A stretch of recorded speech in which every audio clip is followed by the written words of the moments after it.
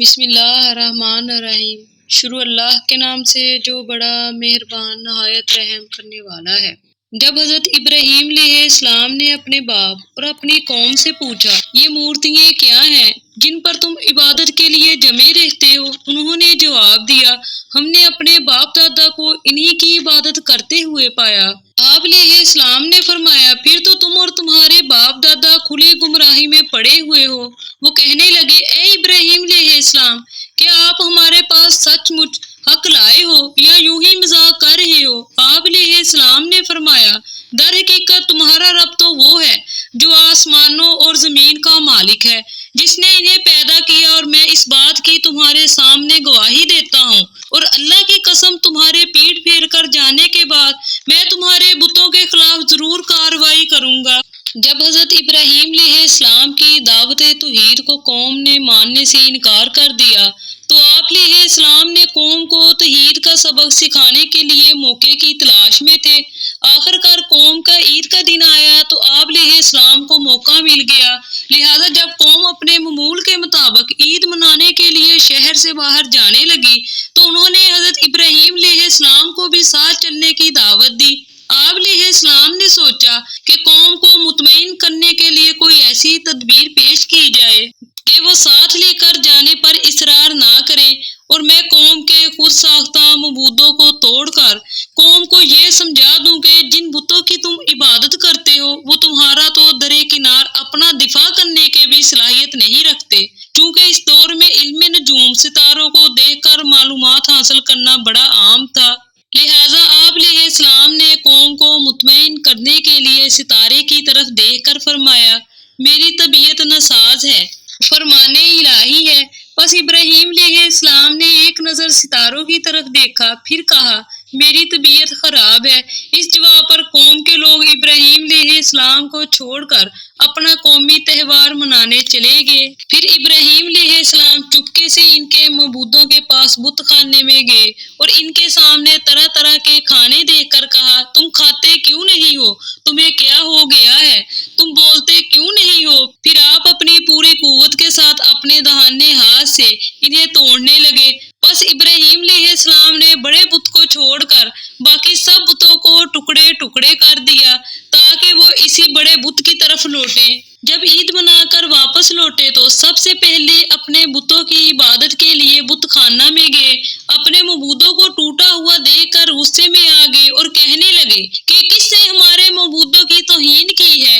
ان میں سے جن لوگوں کے سامنے حضرت ابراہیم علیہ السلام نے بتوں کے خلاف کارروائی کرنے کی قسم کھائی تھی، انہوں نے کہا یہ کارروائی حضرت ابراہیم علیہ السلام کی ہو سکتی ہے کیونکہ وہ ہمارے معبودوں کا دشمن ہے۔ فرمان الہی ہے۔ وہ واپس آنے پر بتوں کا حال دیکھ کر کہنے لگے ہمارے معبودوں کے ساتھ یہ کس نے کیا؟ ایسا شخص تو یقیناً ظالموں میں سے ہے۔ بعض لوگوں نے کہا ہم نے ایک نوجوان کو ان کا تذکرہ کرتے ہوئے سنا تھا جسے حضرت ابراہیم علیہ السلام کہا جاتا ہے۔ سب نے کہا اچھا اسے پکڑ کر لوگوں کی نگاہوں کے سامنے لاؤ تاکہ سب لوگ اسے دیکھیں۔ جب حضرت ابراہیم علیہ السلام آ گئے تو انہوں نے کہا اے ابراہیم، کیا آپ نے ہمارے معبودوں کے ساتھ یہ حرکت کی ہے؟ آپ علیہ السلام نے انہیں ان کے باطل عقیدے پر شرمندہ کرنے کے لیے جواب دیا بلکہ یہ کام ان کے بڑے نے نہ کیا ہو۔ اگر یہ بت بول سکتے ہیں تو تم ان سے پوچھ لو۔ یہ سن کر وہ اپنے دلوں میں حق کے قائل ہو گئے اور دل میں کہنے لگے در حقیقت تم ہی ظالم ہو۔ پھر وہ فوراً ہی اطراف حقیقت سے مکر گئے، کہنے لگے اے ابراہیم تمہیں معلوم ہے کہ یہ بت بولتے نہیں ہیں۔ حضرت ابراہیم علیہ السلام نے کہا کیا تم اللہ کے علاوہ ایسی چیزوں کی عبادت کرتے ہو جو نہ تو تمہیں نفع پہنچا سکتی ہیں اور نہ ہی نقصان؟ افسوس ہے تم پر اور تمہارے ان معبودوں پر جن کی تم اللہ کے سوا عبادت کرتے ہو۔ کیا تم عقل سے کام نہیں لیتے؟ جب حضرت ابراہیم علیہ السلام کی قوم آپ علیہ السلام کے پیش کردہ عقلی دلائل پر لاجواب ہو گئی تو جیسا کہ باطل پرستوں کا طریقہ کار ہوتا ہے کہ جب وہ دلائل کے سامنے بے بس ہو جاتے ہیں تو طاقت کے استعمال پر اتر آتے ہیں، اسی طرح قوم ابراہیم نے بھی کیا۔ انہوں نے آپس میں یہ طے کر لیا کہ اب حضرت ابراہیم علیہ السلام کو خاموش کرنے کی ایک ہی صورت ہے کہ ہم انہیں بھڑکتی ہوئی آگ میں ڈال کر جلا دیں تاکہ دنیا کے لوگ ان کی بے بسی کا اپنی آنکھوں سے نظارہ کر لیں اور ہر شخص کو معلوم ہو جائے کہ جو بھی ہمارے معبودوں کی توہین کرے گا ہم اسے اسی طرح دردناک سزا دیں گے۔ فرمان الہی ہے، وہ آپس میں کہنے لگے ابراہیم کے لیے ایک آگ کا ڈھیر بناؤ، پھر اسے دہکتی ہوئی آگ میں ڈال دو۔ بس ان کی قوم کا جواب یہی تھا کہ ابراہیم علیہ السلام کو قتل کر دو یا اسے جلا دو۔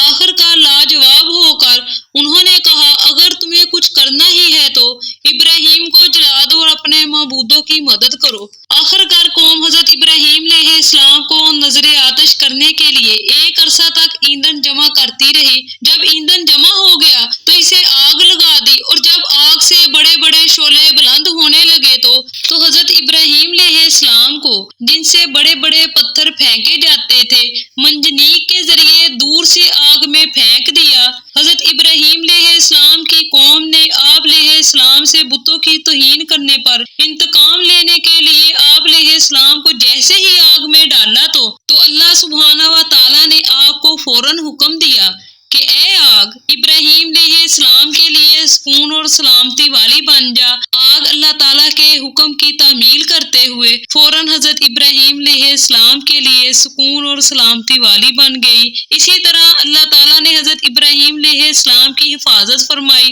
اور آپ علیہ السلام کے خلاف قوم کی تیار کردہ سازش کو ناکام بنا دیا۔ فرمان الہی ہے، ہم نے فرمایا اے آگ تو ٹھنڈی پڑ جا اور حضرت ابراہیم علیہ السلام کے لیے سلامتی والی بن جا۔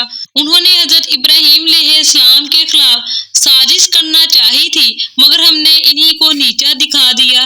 آخر کار اللہ تعالیٰ نے حضرت ابراہیم علیہ السلام کو آگ سے بچا لیا۔ بے شک اس میں ایمان والوں کے لیے بہت سی نشانیاں ہیں۔ چنانچہ وہ آگ آپ علیہ السلام کے لیے گلزار بن گئی اور جانداروں میں سے جس نے بھی اس آگ کو جلانے میں تعاون کیا اللہ تعالیٰ نے اسے سخت سزا دی۔ ہمارے پیارے نبی کریم صلی اللہ علیہ وآلہ وسلم نے فرمایا جب ابراہیم علیہ السلام آگ میں ڈالے گئے تو گڑگڑ کے علاوہ باقی تمام جانداروں نے آگ بجھانے کی کوشش کی لیکن گڑگڑ نے آگ کو بھڑکانے کے لیے پھونکیں ماری، اسی لیے آپ صلی اللہ علیہ وآلہ وسلم نے اسے مارنے کا حکم دیا۔